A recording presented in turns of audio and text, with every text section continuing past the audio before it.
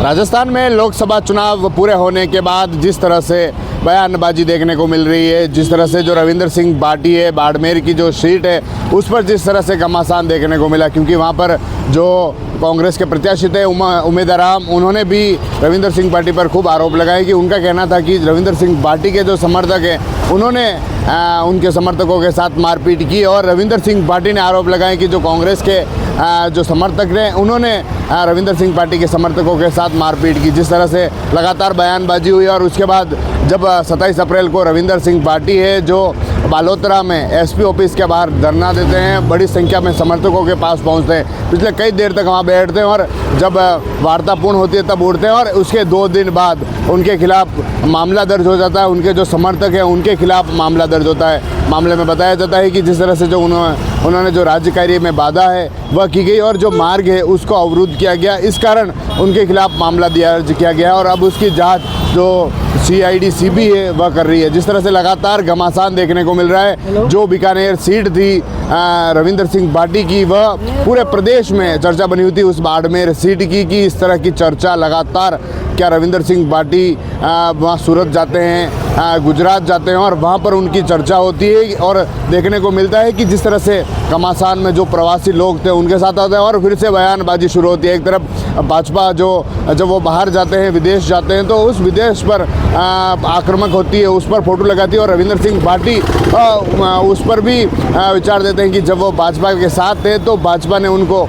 उनके साथ रखा और जब वो विदेश गए और अलग हुए तो उनको देशद्रोही करने की बात कही, तो उस पर घमासान देखने को मिला। अब उनके खिलाफ जिस तरह से राज्य कार्य में बाधा का मामला और उनके साथ जो समर्थक थे, उनके जो लोग थे जो वहाँ पर बालोतरा में धरना प्रदर्शन करने आए थे, उनके खिलाफ राज्य कार्य में बाधा जैसे मामले दर्ज हुए, तो अब पूरे प्रदेश में चर्चा बन गई है। क्या पार्टी के खिलाफ कार्रवाई होती है, क्या पार्टी जेल जाते हैं या फिर सिर्फ नाम के लिए मामले दर्ज किए गए। वहाँ पर जो थानाधिकारी है उन्होंने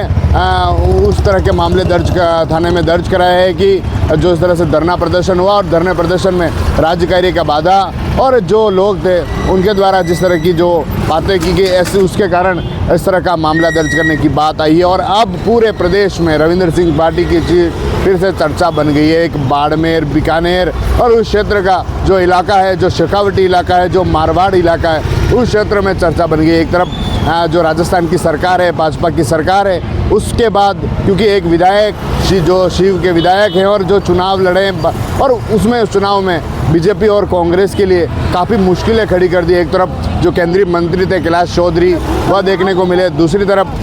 जो कांग्रेस से उमेदवार थे वह थे और निर्दलीय रविंदर सिंह बाटी आते हैं और उनके लिए कहीं न कहीं मुश्किलें खड़ी कर देते। चुनाव होते हैं, चुनाव के दिन भी बड़ा घमासान देखने को मिलता है। रविंदर सिंह बाटी आरोप लगाते हैं कि जो प्रवासी लोग हैं उनको रोक दिया गया है, जो